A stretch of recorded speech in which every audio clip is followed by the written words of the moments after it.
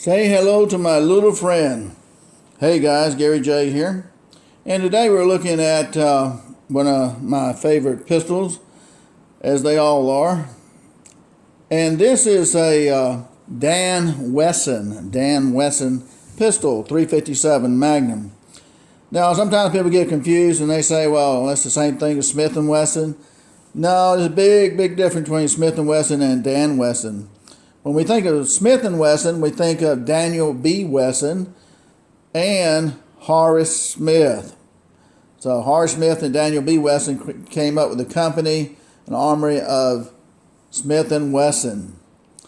About 100 years later, a fellow by the name of Daniel B. Wesson II, who was kin to Daniel B. Wesson of Smith & Wesson, where he also worked for Smith & Wesson for a while and decided to create his own gun, his own pistols, rifles, and shotguns, known as the Dan Wesson Armory. So a lot went into the design, but he had to make something a little better, perhaps, than what was out on the market.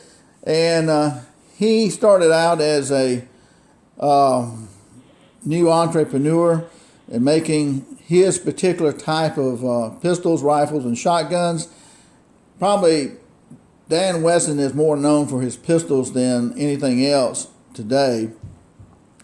But it took him a little while to figure out how to design and make this particular type of pistol. And it's a very unique and one-of-a-kind type design pistol, the Dan Wesson pistol group. So with the Dan Wesson pistols, a fellow by the name of Carl Lewis, which I don't think he gets enough credit, he actually designed the interchangeable barrel system of the Dan Wesson. Now, which means you can put you can put different barrels on these pistols: 2.5-inch barrel, 4-inch barrel, 6-inch barrel, 8-inch, 10-inch, 12-inch, 15-inch barrel, and you still use the same frame. You just change out the barrel. So you can have multiple purposes with that particular barrel. Now, the good thing about 357, and he made them in all different types of calibers, but the 357, you can shoot the 38 Special in it as well as the 357 Magnum. So that makes it a little bit versatile. It's like having two guns in one. Now, this is one that's, to me, is pretty rare to find one with a barrel this long. Now, this is a 12-inch ruler right here, and you see this is longer than 12 inches. This is a Dan Wesson 15-inch barrel. And believe it or not, I have not chronographed this barrel, and I want to do that at some point in time. But this is a very unique pistol, and so this is a little introduction into the Dan Wesson. Now you may notice the grip on here. This is a beautiful grip. And this is a special grip made by LB Custom Grips. And I'll show you that a little bit closer. LB is a master of making Dan Wesson grips. And he makes all different types. He uses all different types of woods and different styles and so forth that he's come up with. And he is proprietary to Dan Wesson only. He won't make a grip for a Ruger or any other type of gun, only Dan Wessons. Now, generally, when you bought a Dan Wesson, you can get different types of grips here. This is zebra wood, which is a really beautiful wood. One thing about Dan Wesson was that he always put beautiful grips on his pistols. And I think that's very important. And a lot of times you would get a combat grip like this one for the Dan Wesson pistol. And you could buy a Packmeyer Dan Wesson grip too. And so we'll look at some of the unique features of the Dan Wesson pistol. Now, if you're looking at the end of this barrel right here, you probably might think you're dreaming. But at the end of this barrel right here, this is a A2 bird cage, flash hider that you might see on a AR-15 or A2. So that's what that is. And you see this barrel just keeps going and going. One thing about Dan Wesson too, now the gun is unloaded. Another look at this grip, isn't that beautiful? Beautiful color, beautiful wood. LB uses some really beautiful wood too on his pistols, and all kind of exotic woods. But the release for the cylinder here, most of them have the release in the back like Smith & Wesson, and they have different styles. But this one right here, you pull it down. This is the release right here. You pull it down.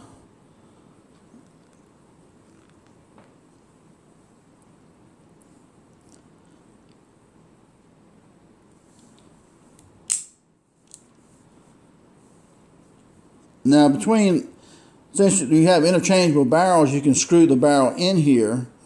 And one thing that makes the gun probably more accurate is if you get the barrel screwed in really close to the cylinder. You don't want it touching the cylinder, but you want it really close to the cylinder. So what happens is when you're screwing that barrel in, it comes with a shim, and this shim is like 10/1000ths of an inch. You can't read that on that one particular, but you put the shim in here between the barrel and the cylinder, and you screw the barrel down until it hits that shim, and then you take the shim out and make sure you can rotate the cylinder easily. The smaller this gap is right here, the less pressure you're going to lose when you shoot the gun, because a lot of flames will come out here on all revolvers. Some have a bigger gap than others. So you get more power that way. And the barrel is locked up here too. Okay. So now there's a special bushing that we use on this instead of the A2. We don't generally use that. We use this bushing here. Okay. It's got notches in it, which allows us to use a tool in order to get those notches out, and I'll show you how this works. So let's take the barrel off here. So I'm just screwing this off, and that's the way that lug works too, just like this right here. So this is our A2 bird cage, and it's made and threaded just for this particular barrel on the 357. Now that we've taken that off, our barrel will slide off. So I'm just going to pull on the barrel. This is called the shroud. So this part here is called the shroud. You can see through it right there. So it covers your barrel, and you see the barrel is threaded on the end right here. And this is where your locking lug would go right here. You'd put that on the end and screw that down. And there's an indentation on the end of that shroud that will hold that shroud and push it against the frame of the gun. Now what that does is it makes it more accurate, because the barrel is actually locked down at the top here where this lug is, and it's locked down into the frame here because it's screwed into the frame. Now if we unscrew this barrel,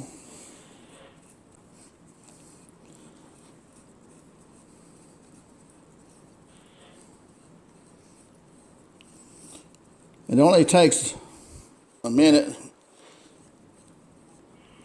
and a half probably to change out this barrel if you're not doing it on camera.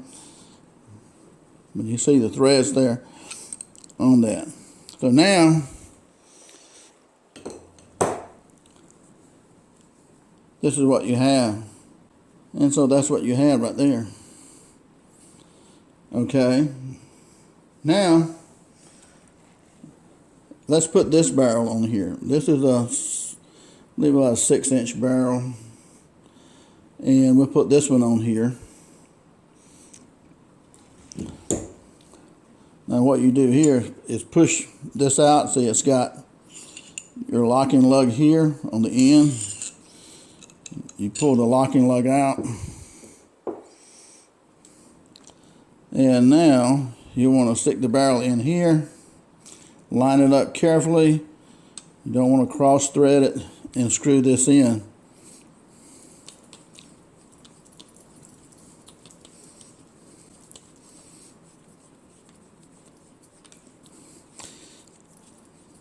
Normally what I do is just screw this all the way to it. It touches the cylinder. And these are pretty fine threads right here. You see the gap right here? Alright, if I start screwing this in, you can see that gap starting to close up. Okay, it's against the cylinder now. Now I want to unscrew it just a little bit. And now I'm going to take my shim and stick that in here. Okay, like that. Now I'm going to screw this barrel against that shim very lightly. Okay, I'm making contact with that shim. That's a 10/1000th of an inch shim. So now I'm going to pull this shim out. And I'm going to pull the hammer back and make sure it's not locking up.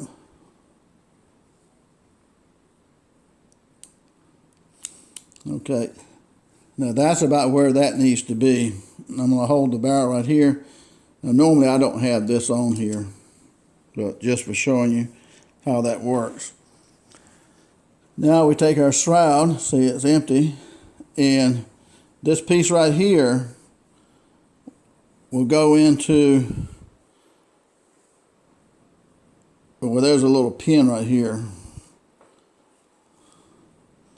This little pin right here where my thumb is, it locks into a little hole right here. There's a little hole right there. It will lock into that. That'll keep it from pendulating. Okay, now that pin locks in right here, and you got, this is your ejector right here. Okay, so that's locked into place now. Now if you turn it upside down, this shroud will fall off and hit the floor, so you don't want to do that. Now we take our lug, make sure those cutouts are on top. Hopefully you can see that okay. There's two notches, one here and one here. So we take that and rotate that on the barrel.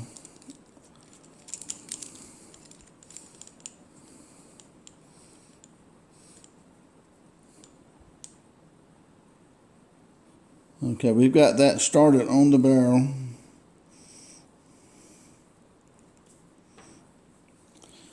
Now this is our multi-tool right here. We take that and stick that in the barrel and turn it until it locks into those two notches, and then we start turning this around, and now I feel it tightening up. You don't want to put a deft grip on that or anything, but you want it snug. And take this off.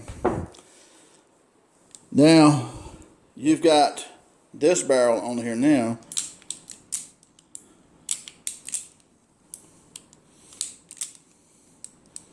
I'll pull it back a little bit and you can rotate the cylinder easy, and you can hardly see a gap between the barrel and the cylinder, which means you're going to have more power with this gun, because from the factory most of them have a certain gap in there and a lot of those gases blow out. Again, the barrel is locked in here in the frame, and it's locked in here with this lug, which helps to make this a more accurate pistol. Okay. So now if we look at it,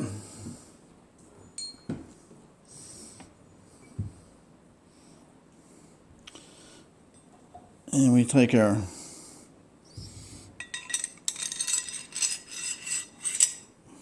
other barrel.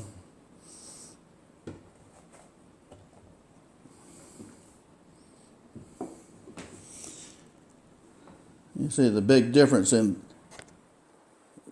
you see there's a big difference in the sides there, right? So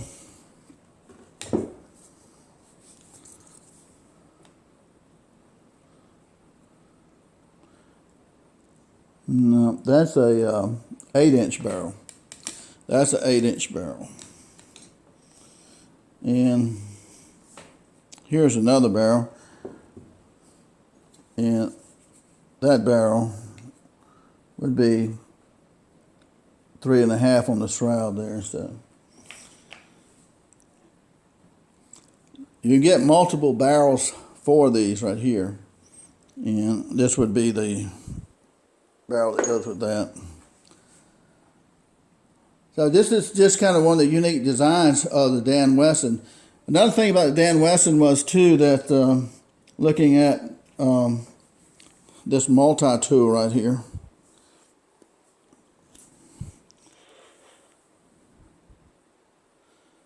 it does everything that you really need it to do. This part right here on the multi-tool, if we can get that in focus, this right here allows you, and I'll just use this,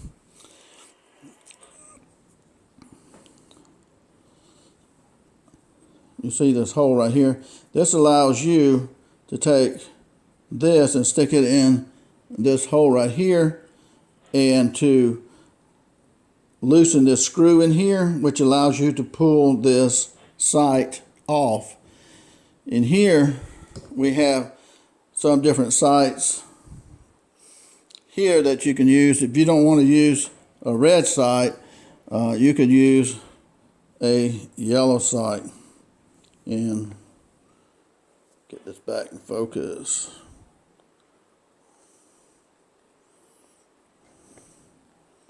All right, there we go. You can use a yellow sight here. If you don't want to use a yellow sight, then you can use a white sight. If you don't want to use a white sight, then you can use a silhouette type sight or steel sight. So you can interchange the front sights depending on the time of day, the light, and all of that. It makes a difference depending on what the light is outside.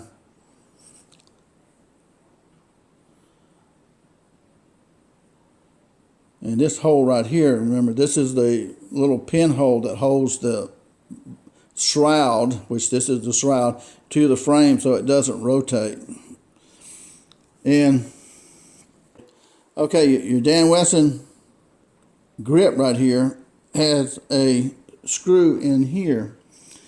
And, see, like your other one here, and you just unscrew that bolt. Actually, it's a bolt. You unscrew that bolt with your multi-tool here, this end right here.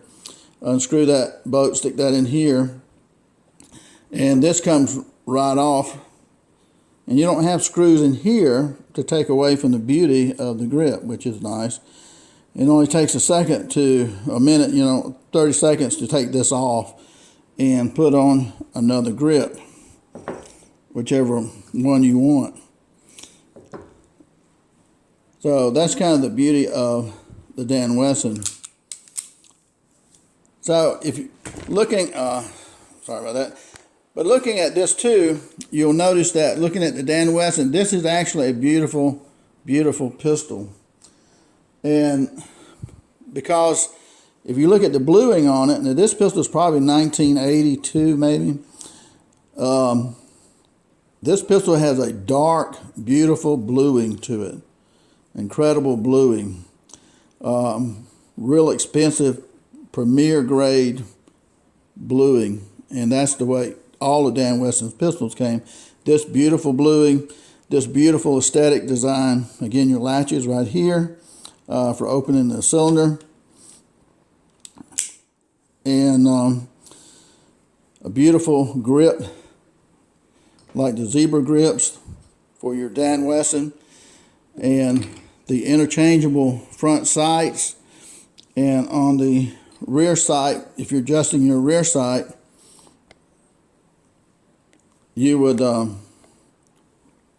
use your multi-tool too, and the end of this multi-tool will go inside here and allow you to adjust the rear sight as well. So, just a brief summary, this is ventilated rib here on top here.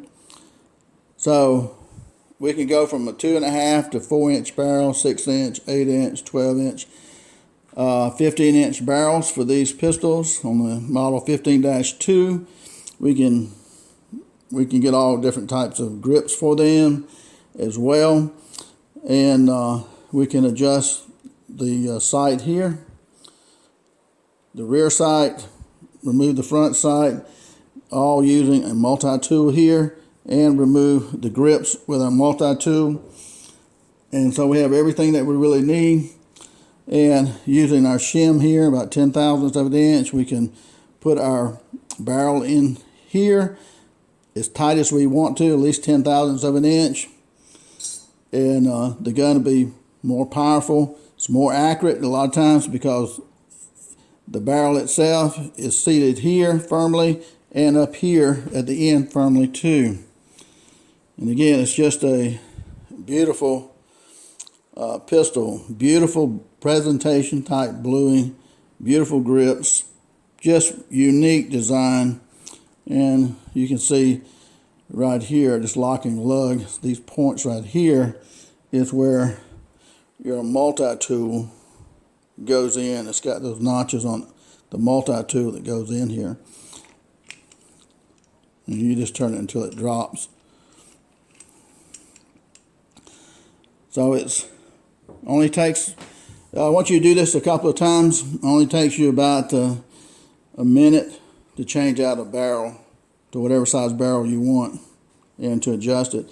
After you shoot it a few times, you want to check your gap here, and you might have to tighten it down just a tad after you're shooting it for a little bit just to make sure. But this is the beauty of Dan Wesson.